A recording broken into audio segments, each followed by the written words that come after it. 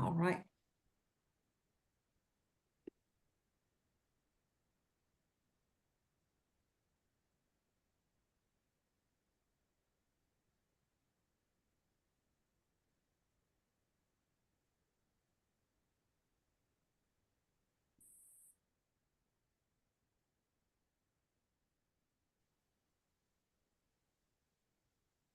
All right, good afternoon. I guess we are ready to start. Welcome everybody to a new European Administrative Law dialogue. My name is Mariolina Edi Antonio. I am a professor of European and Comparative Administrative Law at Maastricht University, and I am also a general editor of the Review of European Administrative Law. And it is in the framework of the Review of European Administrative Law, upon initiative of its board, that we have been hosting now for some time. It is a couple of years, these series of online talks, which we have called European Administrative Law Dialogues. So I'm very happy to open this one today, which promises to be very exciting. And just a few words before we start from my side on the dialogues initiative.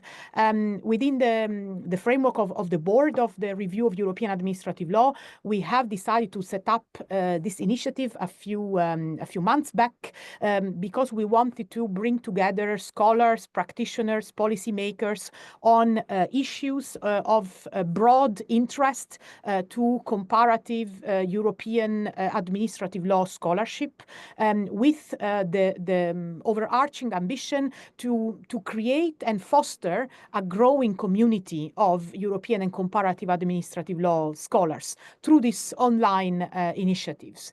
And today we are very happy to host this particularly exciting event, which is a book discussion of the book European Administrative Law by Diana Urania Galetta and Jacques Ziller.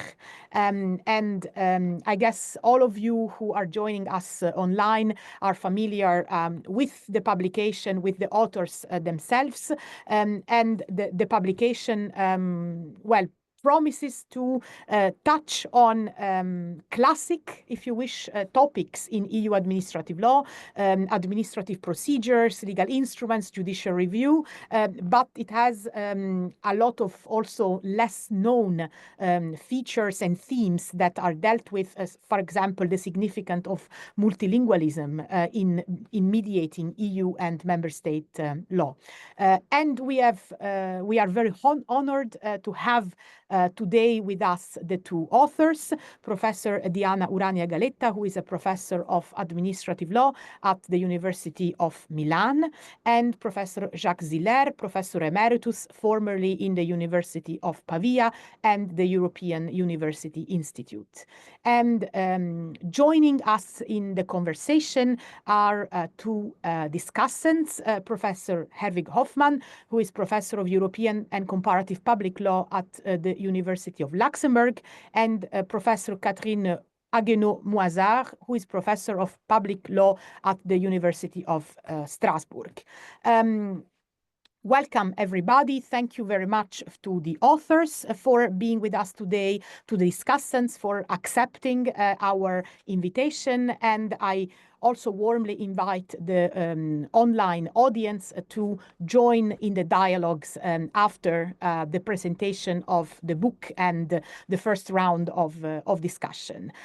For those who are unable to attend in real time, and for those who are also joining today, be aware that our dialogues are recorded and will also be available on our webpage of the Dialogues Initiative, as well as on our blog of the Review of European Administrative Law, so that our conversation can hopefully also continue beyond the event itself. So having said that, without further ado, I will first leave the floor to the authors of the book for a short introduction, and then first to Professor Hoffmann, and secondly to Professor Haguenau-Moizard for a round of discussion, and then we open the floor to the online audience for further comments and reflections. Thank you very much once more for being with us today. And Professor Ziller, Professor Galetta, the floor is yours. So I will start, as a matter of fact, and I'll start by thanking you, Mariolina, for this invitation. It's really a pleasure to be here and to be hosted by you.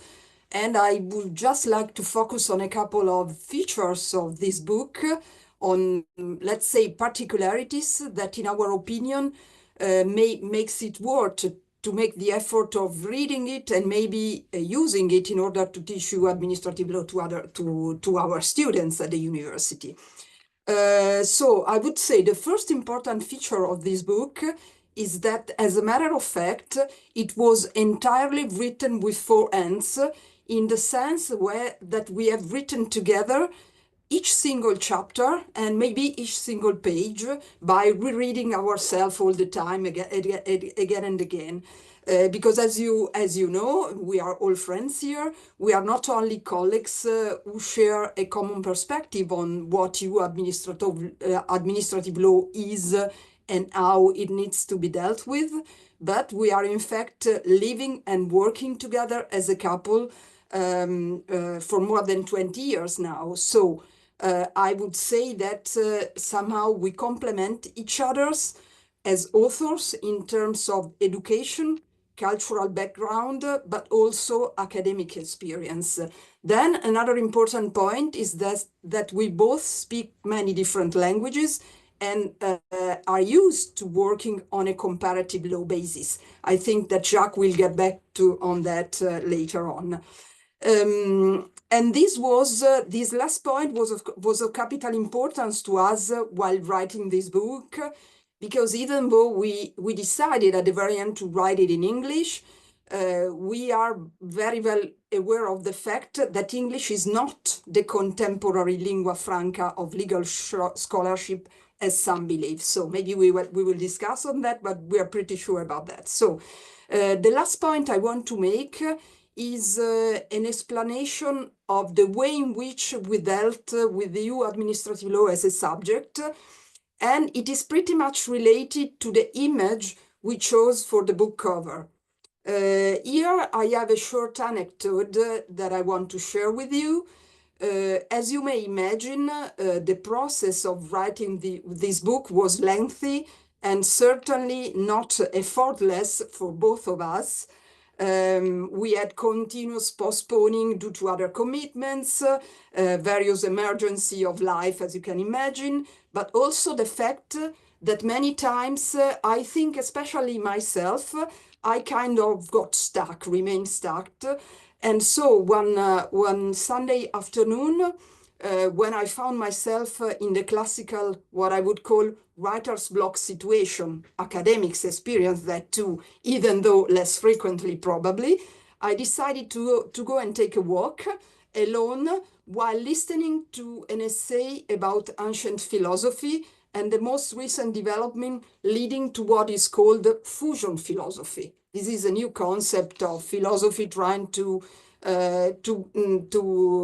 mix together both Western and non-Western philosophies. Anyway, at a certain point, the discussion in the book I was listening to was about what is usually referred to as the Theseus paradox and its implications.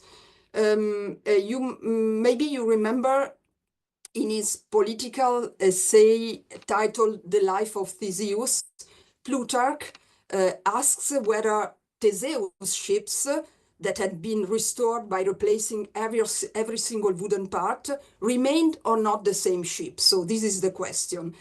And this paradox has been discussed by many ancient philosophers, but also more recently by Thomas Hobbes and John Locke. And it was especially Locke's reinterpretation of Theseus' paradox, which struck me, I would say, like a bolt from the blue sky. So I was there and listening to that, and John Locke describes this scenario where someone fabricates socks. So it's less beautiful as an example, but very striking. So there is this socks which has developed a hole, And the question becomes whether the socks will still be the same after a patch is applied to the first hole, and then a second hole, a second patch, and so on and so forth. So at the end of the day, all the material of the original sock has been replaced with patches, so with another materials. And in this very moment, it became clear to me that I kind of agree with the philosophical process ontology that implies that change is more fundamentally real than objects themselves. And this was my very point. So I came back home, discussed with this Jacques. Jacques, luckily enough, agreed with me at the same opinion. And that is precisely the reason why in our book we never dwell on what the EU was, is, or is to become. And this is as much as the planks, the ships, and Theseus himself are not a static thing, but processes that are always shifting. So for us is the European Union. So our books here bears kind of a message which is very important to us. The point is that as we do accept change as a physiological trait in our lives as human beings, we need to accept that in the life of institutions as well. So change is, in our perspective, the only way to stay alive and prosper. And it is so for human beings and for institutions as well.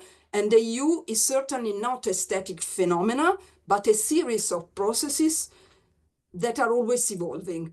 As a consequence, we found it only logical when dealing with EU administrative law to restrict ourselves to identify and describe its most relevant lines of development, and then try and draw useful lessons from them without becoming kind of fixated on every detail, on all the particularities, because otherwise we would never have finished this book probably. And anyway, this is what our book is finally, an attempt to reconstruct, put some order and ratio while not attempting to predict the future. So this is a very fundamental characteristic of our book.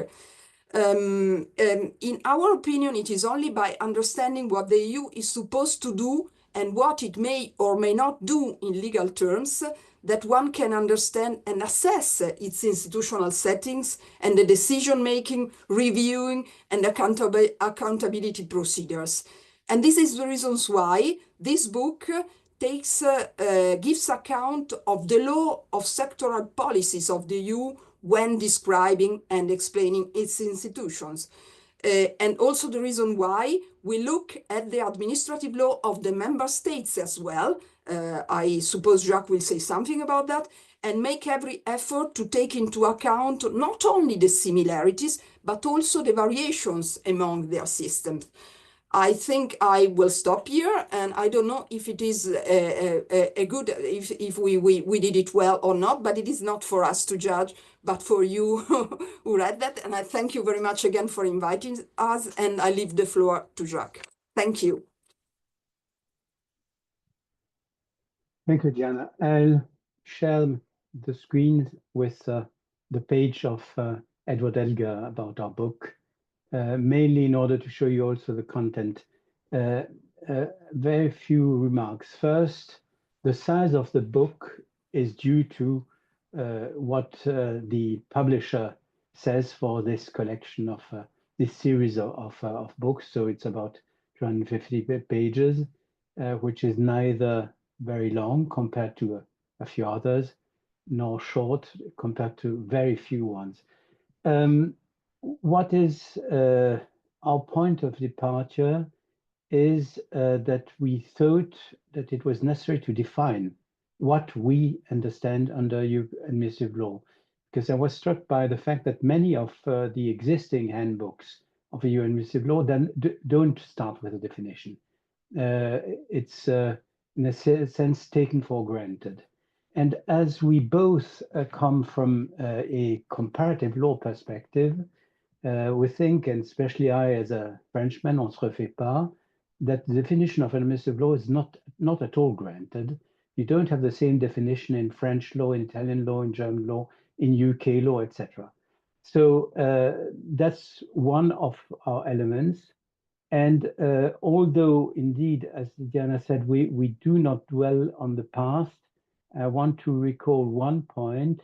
The EU was born in 1951 with the CST Treaty, and very typically, the law of the European Coal and Steel Community is mainly administrative law. It's later that discussions started about constitutional law, etc. ECSC is administrative law and sectoral law. And for this reason, we are concentrating on not only, as Diana said, EU institutions, bodies, and agencies, but also on the member states' authorities. Now, our idea of administrative law is very simple. It's the law of the executive function. So it leaves out the judicial function, although we have, obviously, because it's needed, the last chapter on judicial review, because otherwise you cannot understand the administrative law. And we leave out the typical constitutional issues. This being said, we insist very much, as I said, on the links between the EU institutions, bodies, etc., law and the law of member states, because in most cases, both laws are applicable. And this is quite clear in the chapter on the relation between EU and member state law, but also on the content. And in our book, there are a number of indications about what is the typical content of administrative law in the different member states, and especially what are the differences. Also, we thought it was important to have a chapter rather developed on principles of EU administrative law. And amongst others, we start with the now 10 years old resolution of European Parliament on a regulation on administrative procedural law, where there was a whole examination of principles of EU administrative law. There's obviously a very long chapter on the administrative organization of the EU, where we go into not only institutions, but bodies, but offices, agencies, without going in all details, but with some indications, because the law is not in the content exactly the same when it applies to one agency or to another. Obviously, a chapter on administrative procedure, because it's something on which we have been working, not only both of us, but for instance, Herwig, who is present here since now more than 10 years. And we thought that a whole chapter on transparency and access to a document is important. And then finish with this, with an indication also about the impact of artificial intelligence on the EU administrative law. And I'll stop here. Thank you. Thank you. Thank you very much. Herwig. Well, yes, thank you very much. First of all, Marilina and Isolde for organizing an excellent event. And thank you for inviting me, because commenting on this wonderful new book by the power couple, the well-known power couple of Diana and Jacques, is of course a pleasure. And as Diana, you were introducing it, it is a product of this cooperation, which makes it so special. You gave away a little bit the arch, the grand arch you're pulling, because you said, after introducing the classics and the Greek philosophy, you said more recently John Locke was saying this. So that is an indicator. If John Locke is recent for you, then you have, of course, a really broad stretch. And you see that. I mean, in the book, reading the book was a wonderful introduction, not just to EU administrative law, and I'd say EU public law more broadly, but also a fantastic introduction to comparative public law. It's also a short introduction to historic and current trends in comparative public law, because the book has many strengths, but one of them is exactly this, to draw the line, not just where concepts come from, but how these concepts then have been integrated and how they have been received. Because the reception of a concept and its redefinition in this amalgam of European administrative law which is being built is exactly that, and is the beauty of to see where things come from and where things go to. Well, in this concept and this context, I very much liked your definition to start with saying, for us, European administrative law is the executive function. That is, by the way, and as you say in the book, special. It gives this area a much broader spectrum, and because of the executive orientation of the European Union governance structures, where the executive power has a particular role because it is also reconfigured as legislative actor from the member states' governments and council. This makes it a core theme of EU law, and rightly so. I think it makes it an interesting approach. So from that you deduct, however, that you work basically with a functionalist method. You're looking at what are the functions of administrative law in this overall structure, and what are the functional consequences of this setup.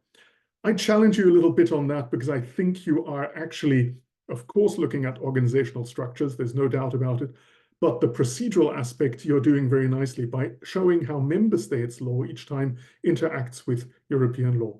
Now, that in 250 pages, as you're saying, means that, of course, it has to be an introduction. Of course, you have to work with broad stroke, and that is why this book is not just an introduction, but also a brilliant running commentary in the background for current developments to see what is actually happening and why is it happening and where are we going to with that. Now, one could cite, the Chinese foreign minister under Mao, Zhu Enlai, who was famously asked whether the French Revolution was a success or not. And then he said, well, it might be too early to tell, which was always taken as, expression of wisdom and of long-term thinking. This is exactly what you're doing. And that's why, Diana, I couldn't help but taking you up on the John Locke commentary at the beginning, because you are showing that it's too early to tell where we are moving to. The procedure, the process, and the ongoing process of reconfiguration, reconstruction of principles and ideas is ongoing. And that's where this book is so beautifully putting in the intellectual cornerstones and the historic cornerstones and the comparative cornerstones of what are we talking about. So in that context, the discussion this discussion is not just in the first chapter of concepts of administrative law, but is really the arch going all the way through the book, which makes it very readable also. Now, in the second chapter, you're talking about modes of exercise of the administrative function in the European Union. And there, interestingly, I would imagine that many people would focus on direct, indirect, and composite, and then go deep on the composite. But you put next to that single case decision-making, rule-making, with wonderful discussions of the role of rule-making and administrative law on the European level, and the origins thereof, before going to oversight and nudging. So yes, I mean, I can imagine that many people would add other elements to that.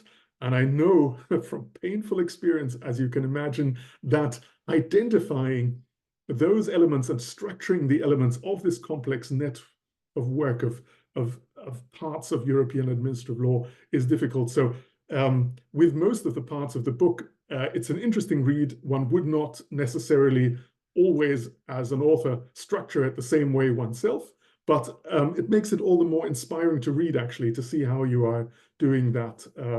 And the reason why I picked out the rulemaking is because it's a wonderful example.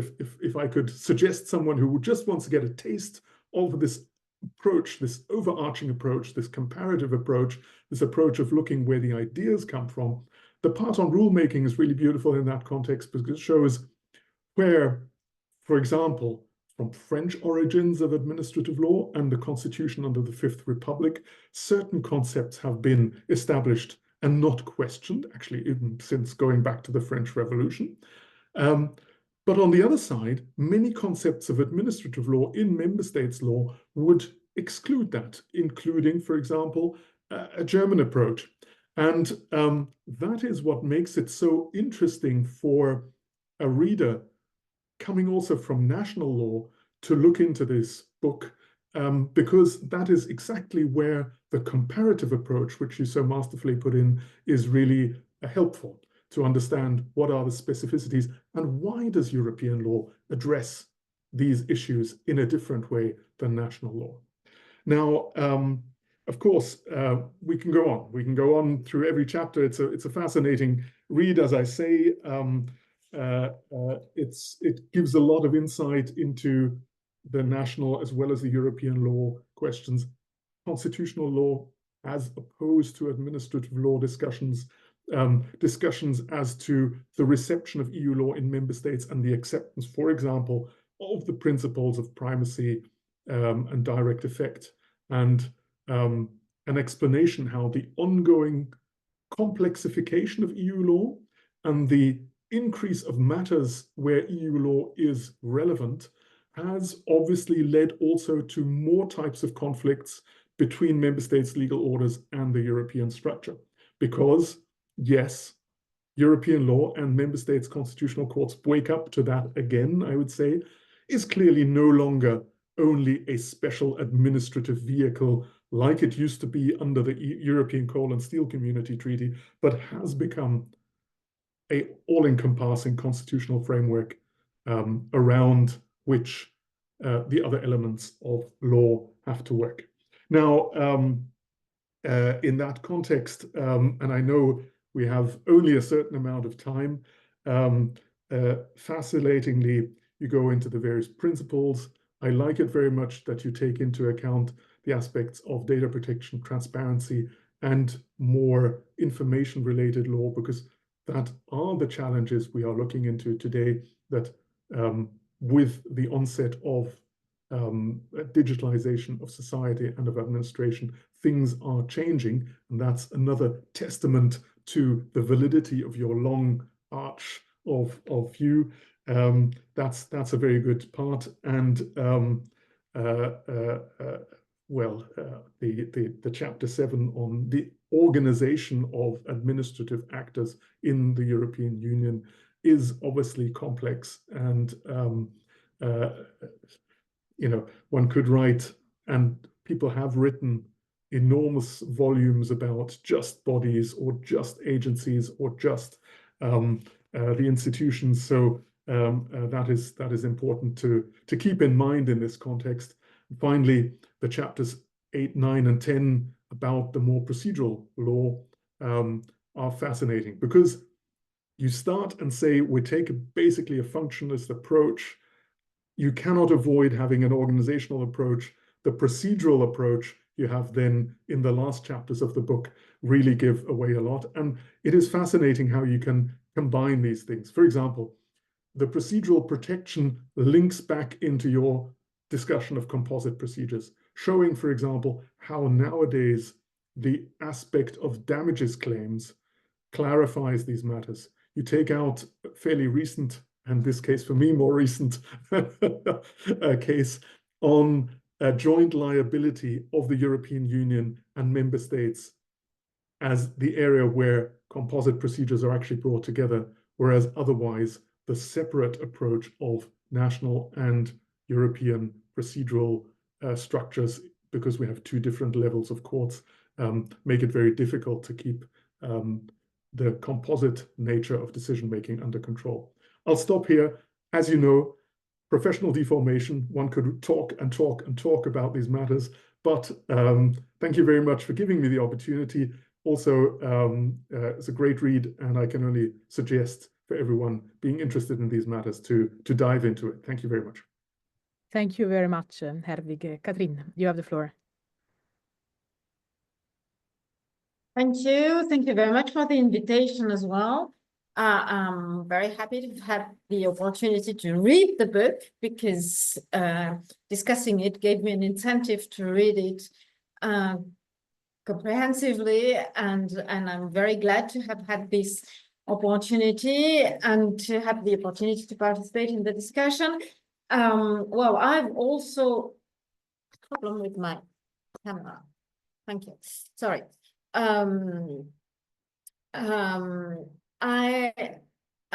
also been very impressed by both the historical and comparative perspectives you've had throughout the whole book. And I think history and comparative law have very much to do one with another. History is comparison over time, and comparative law is comparison over space. Well, summarizing very briefly. So, and you doing both, and I think it's what makes your book especially interesting and worth reading. It's not too short, not too long. You've managed to summarize lots of thoughts you have about European administrative law, your definition of European administrative law is quite, well, it's entirely convincing, and the historical and comparative perspective makes it really interesting because, well, you've insisted on change, Diana, and change is definitely a characteristic of EU laws, and it seems to be changing all the time, but you show very well what real changes happen and what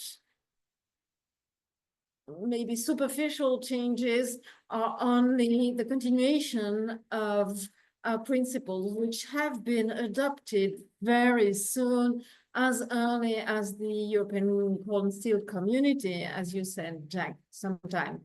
So I would really recommend reading the book to all kinds of EU lawyers, even those who are not maybe focused on EU administrative law, but EU lawyers who have sometimes a tendency to forget history, or to forget also the importance of national laws in the drafting of EU law, and also in its implementation. So I've decided to focus on this aspect, on the relations between the EU and the member states, because you've insisted a lot on it on your book, and rightly so, I must say.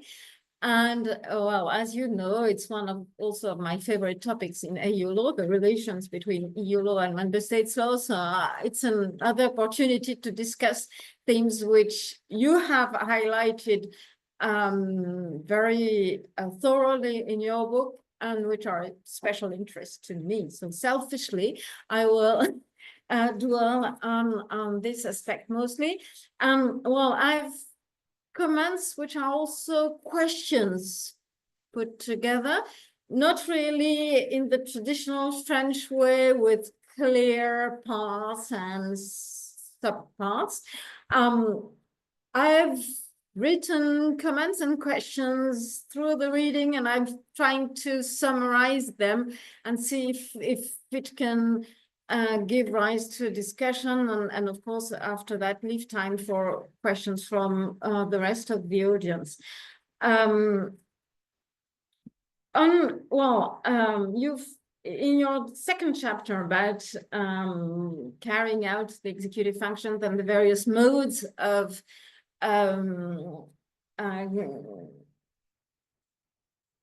carrying out the executive function in the EU, you have very convincingly highlighted 5 modes, and I wonder if there wouldn't be a 6th one, but maybe it's because I've not properly understood what you have written. But I'm especially, well, I happen to be especially interested in what Frontex does or doesn't, and I wonder if, well, you very rightly, in my view, stress the importance of the distinction between direct and indirect administration, and that we shouldn't forget this distinction because it's essential for understanding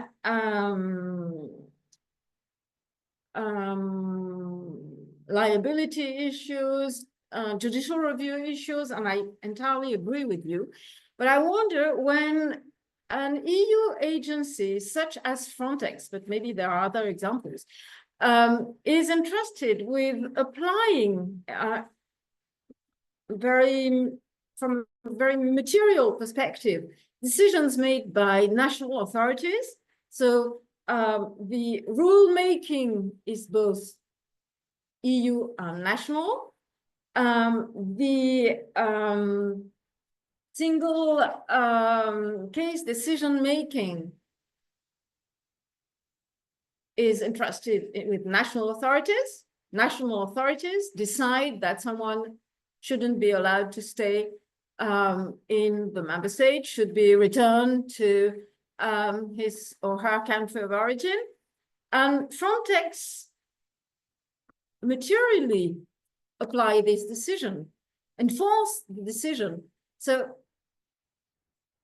does it entirely fit with the distinction direct, indirect administration? Where does, and it's very difficult. You've given Frontex as an example of shared liability, but shared liability doesn't necessarily mean that there will be a joint liability. So far, the General Court has refrained from acknowledging joint liability, shared responsibility, okay, but joint liability, no. So isn't there a bit of a contradiction, and doesn't it blur a bit the usual distinction between direct and indirect administration? Well, it's a question I've been asking myself when reading your book, and well, I would like to put it to you. Still about the modes of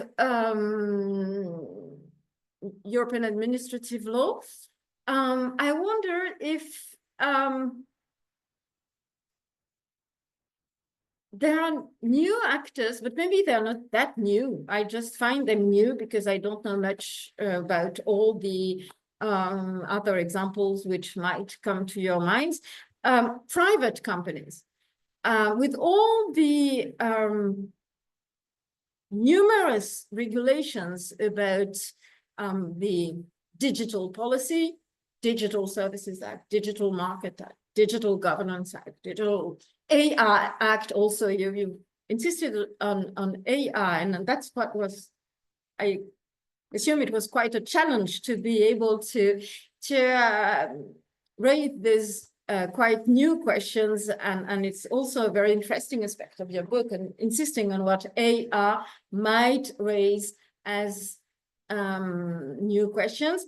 And well, all these regulation talk about co-regulation with private companies, with the big American or Chinese companies, among others. They talk about co-enforcement also with these companies, which is at the border between administrative and criminal law, probably. And so I wonder if the importance of big private companies, which are often big foreign private companies, will give rise to new questions, or if it's just another example of something which is quite usual in EU administrative law.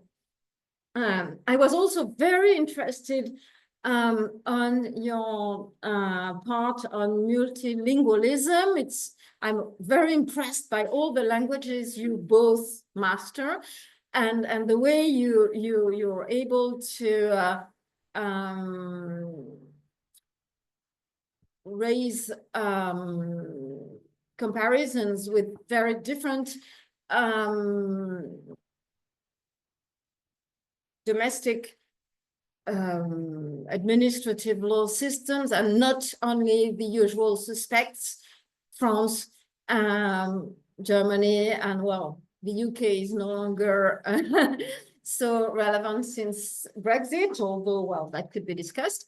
But you master many other languages, and I also entirely agree with your appeal to continue comparing the various linguistic versions of EU text. So I would, I will recommend my students to read at least this part of your book on multilingualism to try and convince them that it's worth learning languages, it's worth practicing them, and then when you are interested in EU law, you shouldn't be only able to read in French and English when you're a student in Strasbourg, but you should also try and master many other languages, as many as possible, and use those languages when dealing with EU law as such.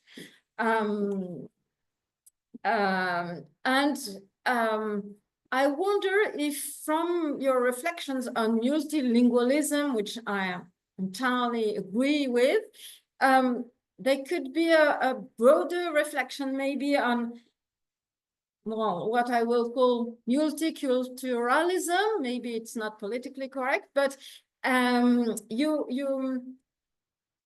I have a feeling that because the EU institutions tend to insist so much on the autonomy of EU law, they tend to hide the importance of national law in the drafting of EU law. And you show how important, well, French and German administrative law, Italian administrative law have been in the formative years of the EU, and how well, the common law has tried to find some room where after the UK and Ireland joined the EU. And I wonder, well, if it the defense of multilingualism could be also a defense on highlighting the importance of national laws when drafting EU law, and instead of hiding it, maybe because now, well, maybe it was important in the 1960s to insist on the autonomy on EU law, but now, well, there are still people who are against it, but no, well, most scholars agree that there is such a thing as a EU legal order, and maybe it's not necessary to insist so much on the autonomy of EU law, but maybe insist more on the link with the not only the languages but the traditions and the legal cultures which are behind the languages, so to speak. And a last reflection on your, well, last chapter on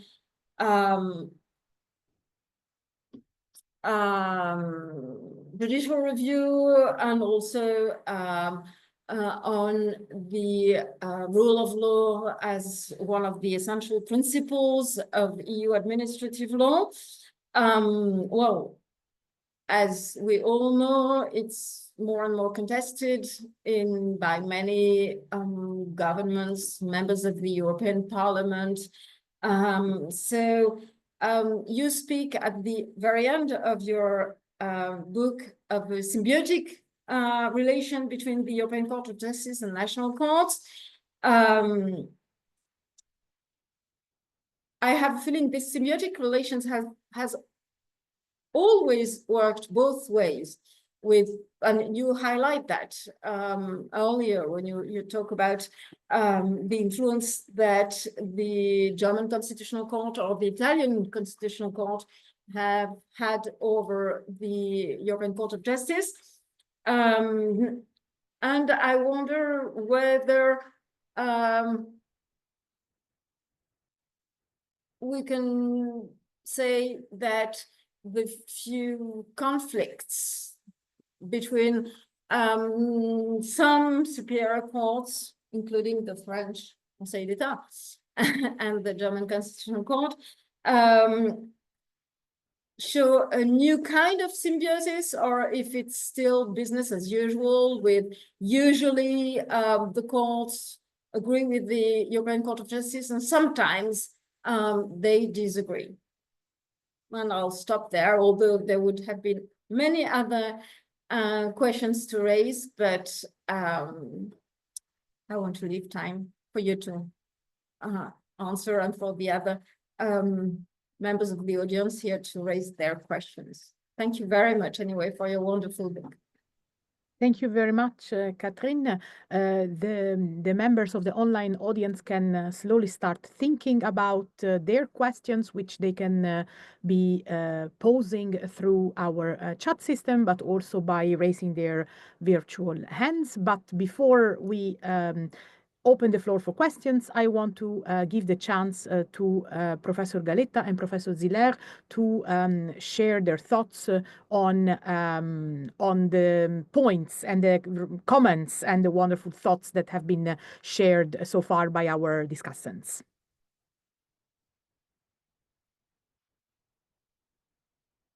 Who would like to start? Shall I begin? Please. I think, yes, I begin by thanking a lot for the plenty of positive comments on our book. And Hervé, the fact that you say that it is very readable, this is really reassuring for me, because this was one of the points. We wanted it to be as clear as possible. So to try to, even if the concept were complex and sometimes complexity cannot be avoided, we wanted to make it clear. So to get back to basic, and we kind of use also the language to do that. So trying to simplify, read over and over again, reread one another in order to simplify also the language, cut off all adjectives, adverbs, and all that was not necessary, as a matter of fact. And if we manage to do that, then I'm really happy about that, because this was really a big effort. And also considering what you call the complexification of EU law, which is also a complexification which is expressed also in the wording sometimes, overlapping, not always the same. So one of the things which took a lot of time away was, for example, to choose the right word when referring to an institute or something, because sometimes it is not coherent throughout the legislation, it is not coherent throughout the case law of the Court of Justice. And so that was already a challenge for us. Then to Avish again, the procedural approach, you are kind of right. Because when drafting the chapter on administrative procedure, it was pretty clear to us that we had a procedural approach as well, that we have grown in that context, and so that it was really very important for us to kind of highlight the importance of the procedural part of, also my perspective on procedural autonomy and what I think about the fact that, as a matter of fact, it doesn't exist. It is more a theoretical issue than a practical one. And so we tried to kind of reflect part on that also on the chapter on administrative procedure. Then the focus on the general principle of EU law. Again, that was very complex, because we had to decide what to keep in and what to leave out, because maybe we have to precise one thing. We had a limitation on the words we could write, so we hadn't a free choice about how long the book could have become. We had a maximum of a certain number of words, and so this was a challenge, because somehow you have to make choices, and sometimes they are very hard choices. So I hope we managed to do the right one. Then yes, you both underlined the point about change and continuity, and also the comparative law perspective. But to this, I think that Jacques wants to say something. I will just say one last thing. Your question, Catherine, about the role of multiculturalism. because I was teaching a class of EU of administrative law last week, and the PhD students coming from Turkey asked me about that. So she asked me the same question you were asking a couple of minutes ago. And I do think that somehow we took that into account. It is not so evident, but it is kind of a fil rouge coming out again and again. Certainly we could have done it better, but we tried our best, considering also the limited space we had. And I think that I will stop here and leave the floor to Jacques to answer to these and other questions. Thank you. So thank you very much again. So, and also to thank Catherine and Herwig, and by the way, Mariolina, who organized this. Too many compliments, but it's always a good thing if you spend a lot of time writing. A few remarks about the functionalist approach. I'm French, on se refait pas.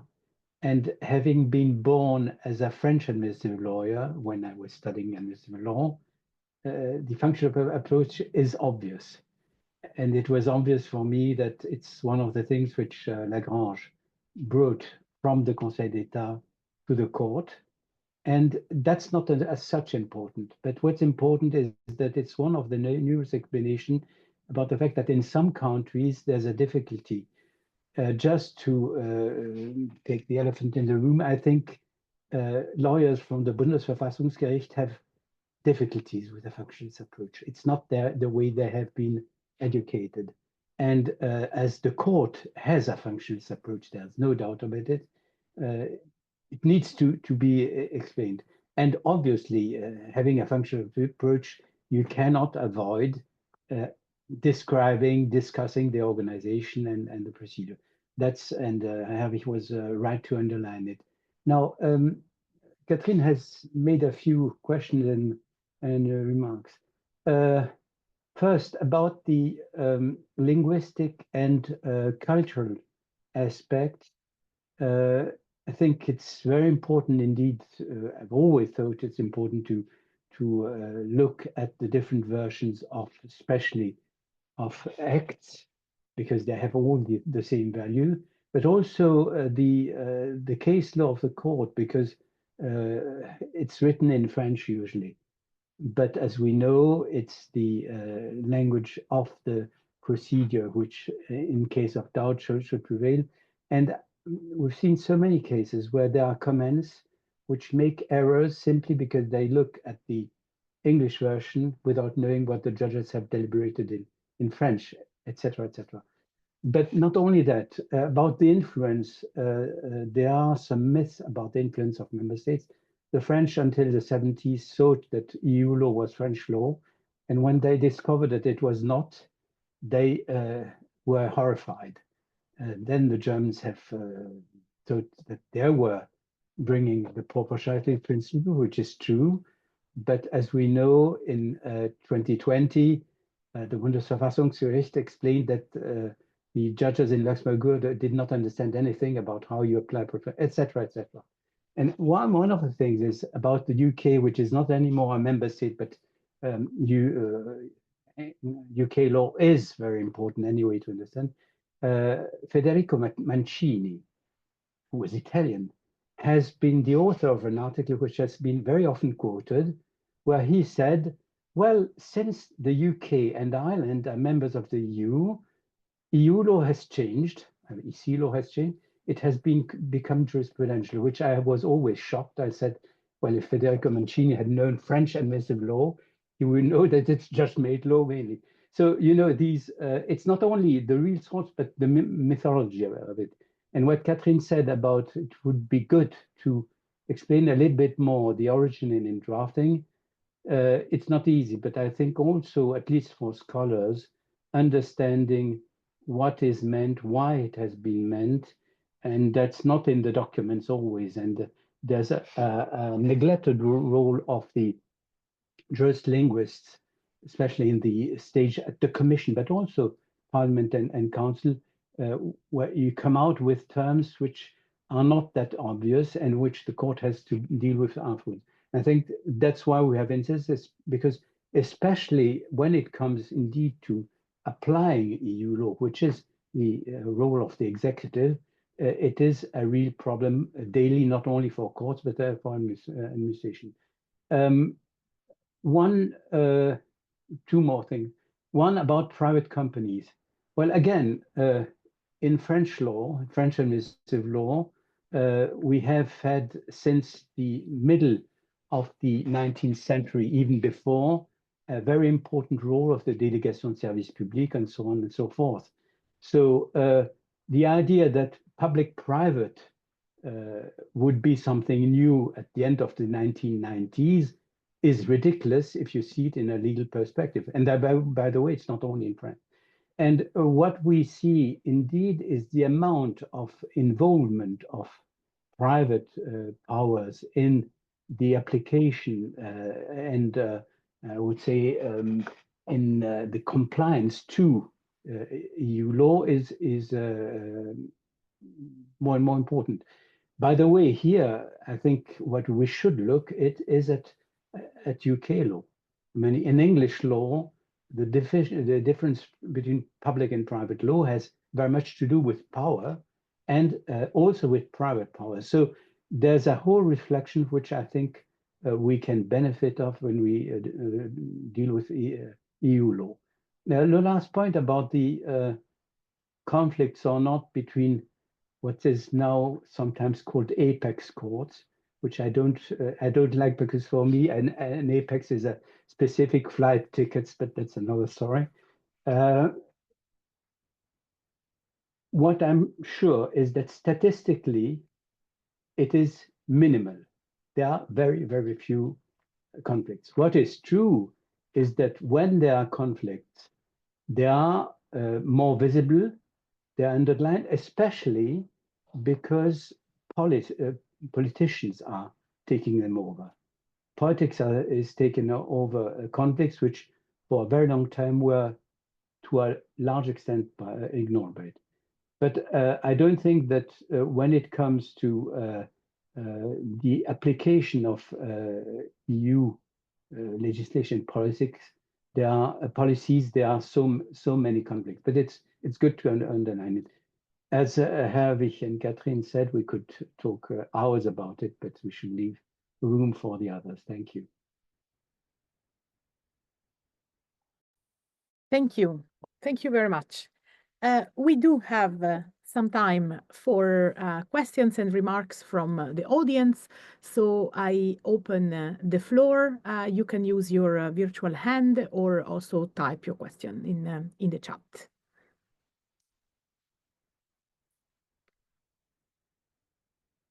Perhaps while the audience thinks of questions, I have one myself for the authors. And one question or one reflection I made recently when completing a book, the research handbook on soft law, which was also a project that took many years, was also interrupted by many other commitments and things that came in between with the co-authors, and we had to we had also a book discussion, and one of the things we thought of was what would we have done differently. And it was a great exercise, actually, to see, what did we know in the beginning, what we have learned in the end, and if we had known that in the beginning, what we would have changed in terms of structure, in terms of maybe adding a chapter or taking a different approach. So I want to ask the same question to you. Okay, I'll answer first. So it's really a difficult question, this one, because our book is too recent somehow to I didn't really ask myself the question so far, but maybe 2 points. I would have been as if I would write it again, I would be less obsessed with details this time, even less obsessed with details. You need to know that I'm kind of obsessed with footnotes, for example, And this was the advantage here. We decided not to put in footnotes, I suppose, because Jacques wanted to survive this book. And so knowing me, he knew that with footnotes, I would have gone crazy, looking for the very last details and the very last addition. So this, I would maybe push this even further, because it is about giving the directions, giving the idea of what has happened. So looking into the past while not imagining the future, but taking into account what is happening now. This is the reference to the part on digitalization, AI, and all this part is especially referred to this. So taking into account also the most recent evolutions. And maybe personally, but this is my personal question, I don't even know if Jacques shares this point of view. I would have said something more about the developing of a commons defense policy, something like that, in the context of what is happening now. It has become very relevant, but okay, this is not so much or so especially about administrative law, but still. So this is probably the only point, and I'll stop here. Maybe if we're looking for questions, I would come in, because I think Marilena, I wouldn't call it post-mortem, but you were asking a little bit about like a post-mortem, a post-scriptum, maybe more than post-mortem. So when I was reading the book, the one danger I saw with your historic and comparative approach was that the uniqueness and the specificity of EU law in the legal world wasn't coming out so much. Obviously, EU law has historic backgrounds in public international law, and we have to understand some of the elements from treaties and some of the concepts from public international law. But I think the discussion of the autonomy of EU law is very important, because the whole attempt, in my view, of creating the European Union and its law, and using concepts from public international law, from national law, and so on, is exactly to create this new third type of legal order, a new type which is not public international law and not national law, which makes the experiment so difficult to understand, but so exciting from a more intellectual point of view to follow up on. And actually, in the debate currently with the attack on primacy of EU law by national constitutional courts or supreme courts, exactly the argument, for example, of the Polish Constitutional Court in the K321 case, which you also cite in the book, is that EU law is special public international law, therefore covered by the public international law provisions of the Polish Constitution, and therefore the Polish Constitution can be read to say Article 19, for example, which is at the core of the rule of law for EU law nowadays, does not have direct effect and cannot even override a national constitutional law. And that, for me, are the very dangerous developments, because we are at a state where we have transferred so much power to the European level. And, of course, everyone can debate about that, but that's the fact. In that context, we cannot even allow ourselves to still be working with public international law concepts to the degree as they exist. So there, when reading that, I was thinking, well, my feeling would have been to take this public international law background and put it into context where we are. Of course, as law scholars, then we always put ourselves into the danger of being told, well, you're basically a European, a Europhile, a Euro-loving element, and you're justifying this development, you're not neutral. My answer is always, well, who asks, do we need Germany or do we need Finland in parallel? And people look at me then in big eyes and say, well, that's not the question, because Germany or Finland or other nation states are there for a good reason.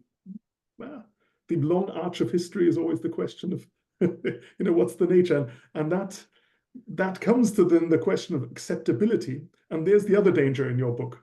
You write such a beautiful book, which is so clear. and so understandable that the big danger to acceptability of EU law nowadays, in my view, is the overcomplexification of procedures, the wild development of new bodies, new forms, guidelines and standards, and mixing it all together without clear responsibilities and without possible judicial review. For me, that's the big danger of acceptability of EU law. But your beautiful clarity takes away from this danger. But that's maybe the price of clarity. Maybe two short comments to what you said, Harry. On the international law, I'm afraid the clowns who were sitting and are still sitting in the so-called Polish Constitutional Court said very stupid things. By the way, they did not publish their reasoning during 1 year. And public international law, Article 26 of the Vienna Treaty on the rule of the law of treaties, pacta sunt servanda. And so the whole reasoning of the Polish government in that case was wrong. Poland had accepted and there was no way out. But that's another story. But I think it's what maybe I have not, when I wrote those lines, because it's mainly my international law background here, underlined enough, is that public international law remains important when there's nothing in EU law, because then you have to go back. But it's less and less so. And on the other hand, we know, and the way we've discussed it, that from national law, you get input to understanding what EU law is. The other point is about the complexity. Yes, nevertheless, I hope my part, because that's what I wrote on nudging, is not something which says it's all fantastic. I think that nudging is a very nice concept, but it's blurring lines. How do you account for nudging? What is the line of accountability? And there's a whole discussion, we know, those who have read about nudging and what does it do? Isn't it taken to avoid liability, etc.? So I think maybe it's not underlined enough, but EU law is not that clear, that's sure. Thank you. I see Marlies having raised her hand, and then we have a couple of questions in the chat. But Marlies, the floor is yours. Thank you. Oh, I'm really looking forward to read the book. I have one question. I was triggered by the EU administrative law approaches that we are protected by administrative law from powers executed by agencies and EU. In the Netherlands, we have this data protection authority who tends to behave itself like it's coming from heaven. So whereas the Dutch agencies, they are very embedded in all the accountability schemes, and ministers have to come to the parliament if something happens, then the Dutch Data Protection Authority says, well, we are independent and we are not to be held accountable for our actions. A bit the same can be seen in the case in one of the Schufa cases, where the Data Protection Commission authority in Germany, I'm not sure which land, also said, yeah, if we decide that we will stop diving into a complaint or ruling and give some decision, it's not open for the administrative court to see if it was a right decision or not. So it also seems like, yeah, we are sovereign entities. It's starting to growing to annoy. It's starting to annoy the Dutch Parliament, and it's starting to annoy the courts, etc. This attitude. How do you think we could manage to bring together national legislation and EU power? Because it will grow and grow and grow. That all these institutions also execute EU legislation, while the boundaries we normally have in administrative law are less clear in a national setting. Thank you, Marlies. There are also, I will take this question together. There are two questions from Polonka Kovac in the chat.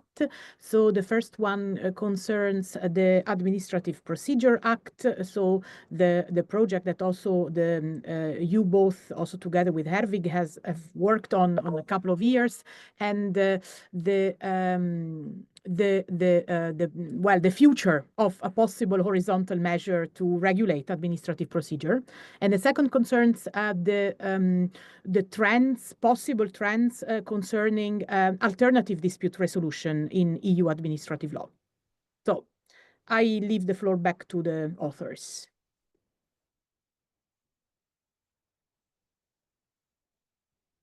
Want me to start?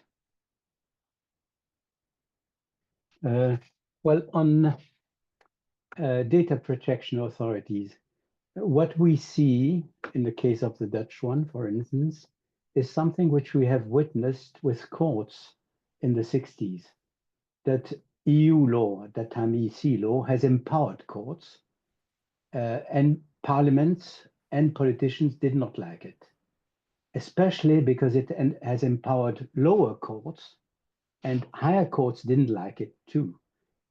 So it's not a new phenomenon as such. What can be done about it? It's not easy, but let's not forget that data protection authorities are accountable, maybe not to their own parliament, but they are accountable to the entire system. And if they do something wrong, at the end of the day, it will land with the European Court of Justice. But Herwig knows far more about it and what they do right and wrong, especially the Irish Data Protection Authority. But I think it's a point on which not only lawyers, but sociologists of the EU have been looking at. Then you had, there were two other questions. Alternative resolution modes in EU law. Well, the question which I see, which is maybe the classical question, if there's alternative modes of conflict resolution, how does this link with the necessity of applying EU law? And as far as I know, most of the bodies which would be in charge of alternative modes of conflict resolution, they cannot make an application for a preliminary ruling. So it's a real problem for the coherence of the whole system.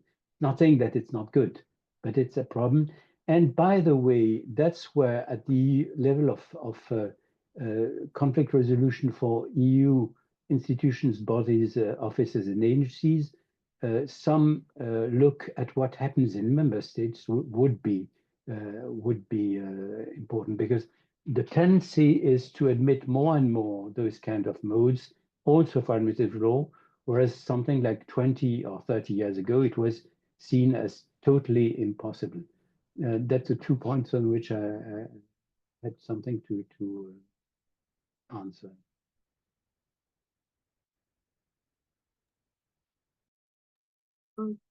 Maybe I can add something on one point. The question about where are we about the developing of general legislation, regulation whatsoever on administrative procedure at the EU level. I think that we are kind of stuck so far. Herwig know that better than ourselves. And I don't think that something will happen now, because there are other priorities. It is about priorities, as now the priorities are different. And if I have a minute, I would also like to get back to the comment, Herwig, you made about the fact that maybe we didn't say enough, or we didn't focus enough on the uniqueness and specificity of EU law. But somehow I remember a discussion we had, because you can imagine that we had plenty of discussions with Jacques. It is not that we always agreed, but we always find a common ground at the very end. And the point was that there are too many books which are called EU administrative law or something like that, and then they just deal with EU law, and they deal basically not with EU administrative law.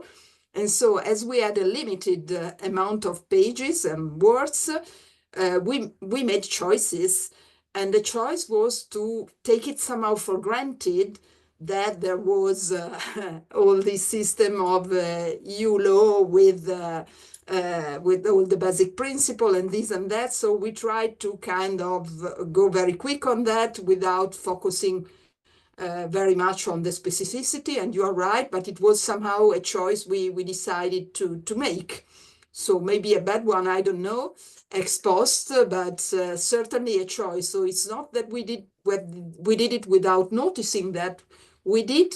We were aware about that, but couldn't make it better somehow in order to focus on the topics, typical topics of EU administrative law, which are usually not addressed also in books which call themselves EU administrative law books. Okay, so I kind of make it complex, but I think that it was clear what I meant.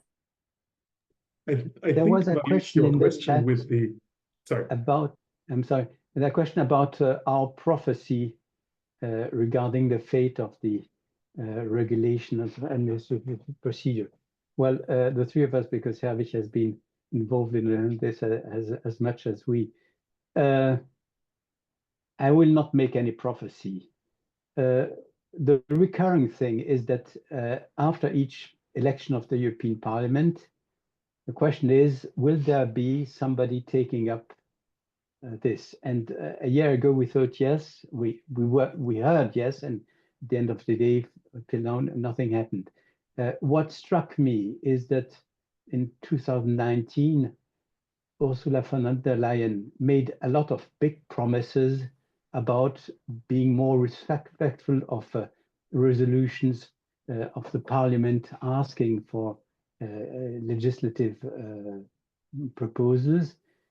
I've heard nothing during the first mandate of Ursula von der Leyen on this one, which had the very specific particularity of being drafted by the European Parliament. There was a real text, and it's used by scholars. It has been discussed, by the way, also in member states, but at the EU level, I don't know if Herwig knows more, but I don't think it's seen as an emergency. On the contrary, I would say if in the next edition we deal also with the administrative law aspects of European defense, we'll see that it's very, very specific, and here the general regulation would not be the most looked after.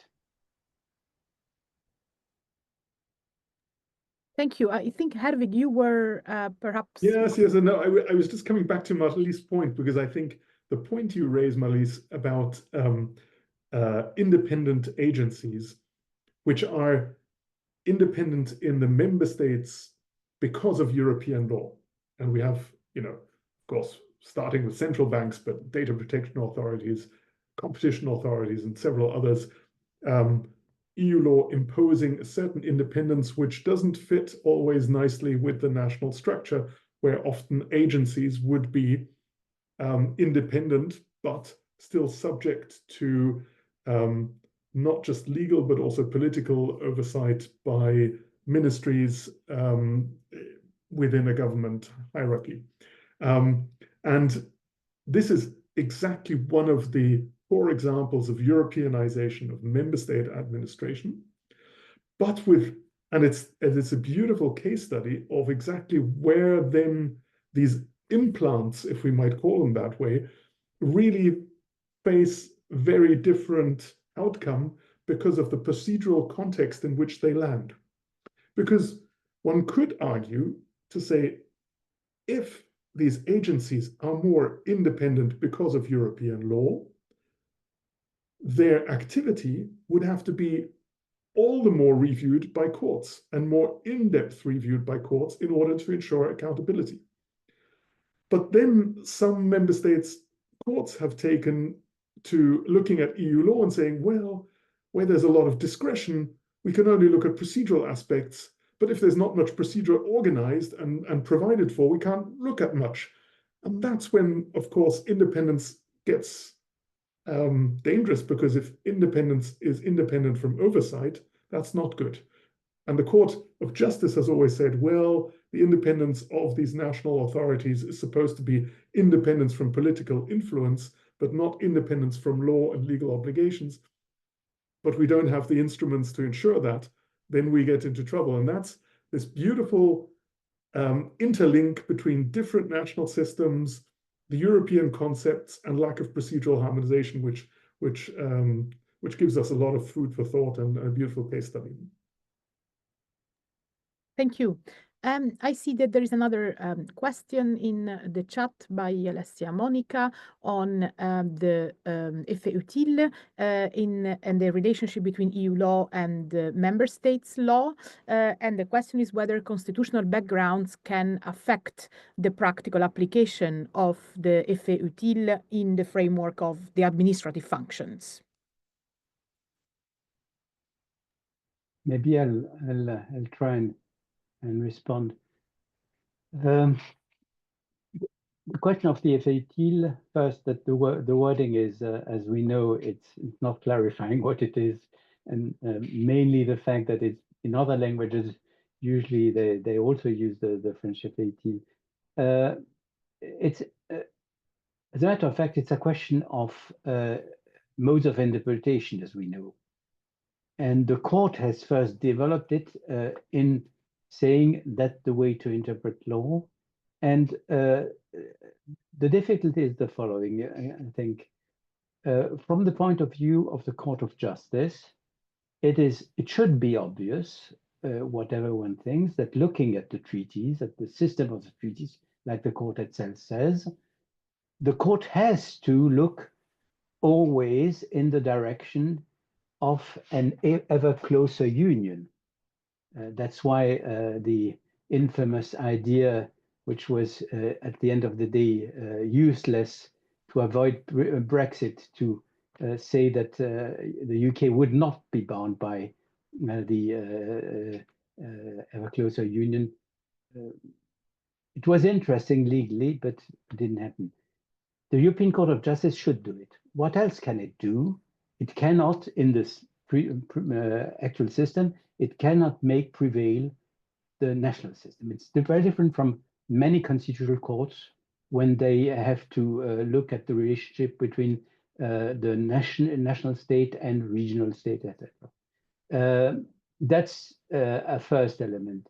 But then the problem is that indeed national courts have to balance two aspects. Yes, there are EU courts, and that as such, they have to follow the effet utile in the sense of what is the goal for the union. But they have also to do their job as national courts. They are accountable to their national authorities. And so it's something which can only be resolved by a solid interaction, and certainly not by shouting in newspapers, and certainly not by politicians saying we should have a constitutional shield, like a former European Commission member said in a member country a few years ago. Thank you very much. We are slowly moving towards the end of our online meeting in order to ensure that we finish on time. So it remains for me to thank once more the authors of the book, once more the discussants and the online audience. And last but not least, I want to also announce that we have already planned a new dialogue.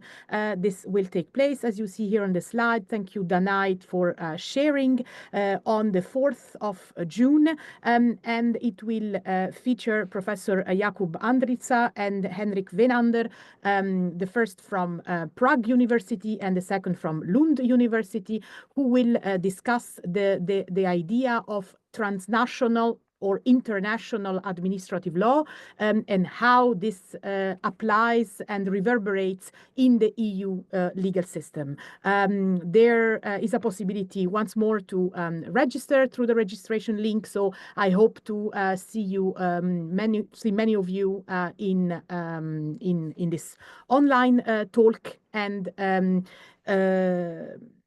please also feel free to share this event with your contacts. Follow us also on our LinkedIn page where all the news are posted. And of course, a little final shameless self-promotion.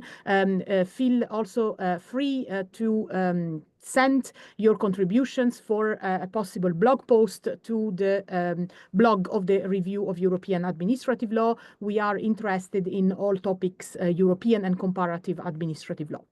And with that, a very nice rest of the day to you all, and till the next time. Thank you.